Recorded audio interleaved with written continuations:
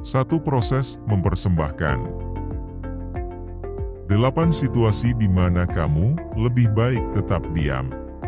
Berikut adalah 8 situasi di mana kamu lebih baik tetap diam. Nomor 1, ketika kamu sedang emosi.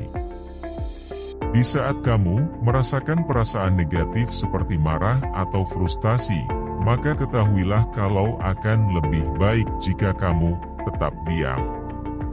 Ketika kita dibanjiri oleh emosi-emosi tersebut, kita cenderung menjadi lebih reaktif dan kurang rasional. Kita tidak lagi menyaring kata-kata kita, dan lebih mungkin untuk mengucapkan hal-hal yang akan kita sesali kemudian. Dengan menjadi tetap diam, kamu mencegah dirimu dari membuat pernyataan yang tidak bisa kamu tarik kembali.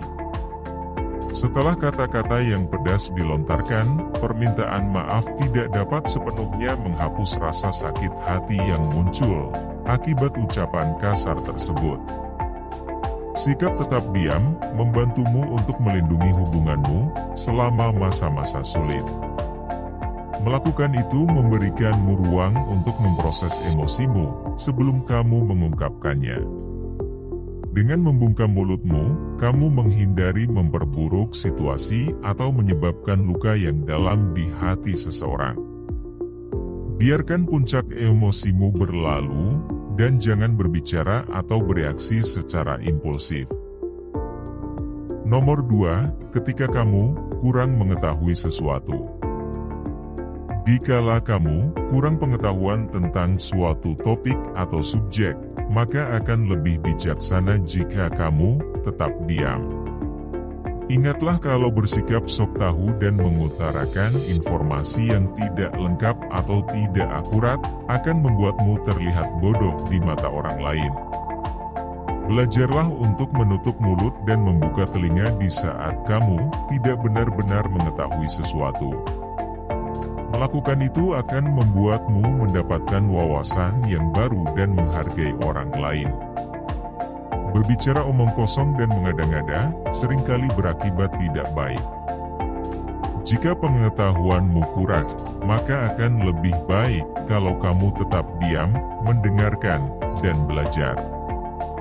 Di saat momennya tepat, barulah kamu bisa mengemukakan pendapatmu. Nomor 3, ketika perkataanmu berpotensi melukai perasaan seseorang. Menyerang orang lain secara personal atau membicarakan hal-hal yang negatif tentang seseorang, seringkali tidak bermanfaat. Melakukan itu tidak hanya menyakiti hati orang lain, tetapi itu juga merusak kredibilitasmu dan hubunganmu, karena orang-orang cenderung kurang percaya dengan individu yang membicarakan keburukan sesamanya. Ketahuilah kalau ada cara yang tepat untuk memberikan kritik atau umpan balik, tanpa bersikap kasar, dan melampiaskan kekesalan secara impulsif yang dapat menimbulkan rasa sakit hati, bukanlah solusinya. Memang, mungkin ada situasi di mana kejujuran itu diperlukan, tetapi penting untuk berpikir 2 kali dan menyaring kata-katamu sebelum kamu memutuskan untuk mengatakan sesuatu. Nomor 4, ketika kamu menerima kritik. Di saat seseorang memberikanmu kritik atau komentar yang negatif, maka wajar rasanya jika kita ingin membela diri dan membenarkan tindakan kita. Namun, membantah dan melawan balik perkataan individu tersebut, biasanya hanya akan memperburuk situasi, daripada mengarah ke diskusi yang positif. Di momen-momen tersebut, akan lebih baik jika kamu tetap diam dan menerima umpan balik mereka, tanpa menentang mereka. Setelah mereka selesai berbicara, barulah kamu merespons perkataan mereka.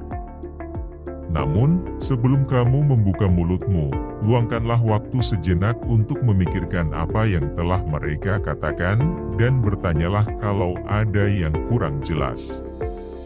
Ya, melakukan ini tidaklah mudah dan dibutuhkan pengendalian diri, serta kesabaran yang tinggi. Tetapi, jika kamu bisa melakukannya, maka kamu akan terlihat dewasa, profesional, dan mau bertumbuh di mata orang lain. Nomor 5. Ketika kamu berhadapan dengan aparat hukum.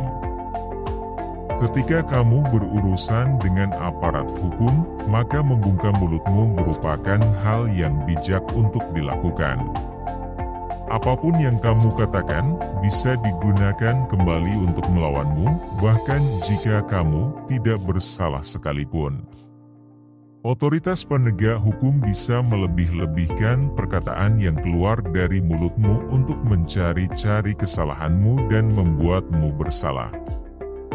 Dengan menjadi tetap diam, kamu mencegah dirimu dari menyalahkan diri sendiri atau orang lain secara tidak sengaja. Jadi, jangan merasa kalau kamu harus memberikan penjelasan ketika berhadapan dengan mereka. Sampai kamu berkonsultasi dengan seorang pengacara, kamu tidak akan kehilangan apapun dengan menjadi tetap diam. Nomor 6. Ketika pendapatmu tidak relevan. Dengan hidup yang kita jalani selama ini, kita mengumpulkan informasi, serta pengalaman baru, yang membentuk sudut pandang yang sekarang kita miliki. Tetapi, kamu harus menyadari bahwa tidak semua orang memiliki perspektif yang sama dengan dirimu. Akan ada banyak situasi di mana latar belakang, pendapat, dan pengalamanmu tidak relevan dan tidak dihargai oleh orang lain. Sebagai contoh, sebuah tim kerja yang sudah dibentuk sejak lama, pasti memiliki cara bekerja dan budayanya sendiri. Mengutarakan opinimu tanpa memahami konteks yang berjalan, seringkali berakibat tidak baik. Hal yang sama juga berlaku ketika kita mencoba untuk memberikan saran, tanpa berpengalaman di suatu bidang.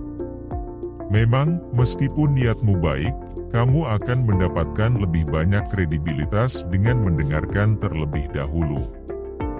Terkadang, kita merasa tertarik untuk memberikan pendapat hanya untuk berpartisipasi dan ikut serta.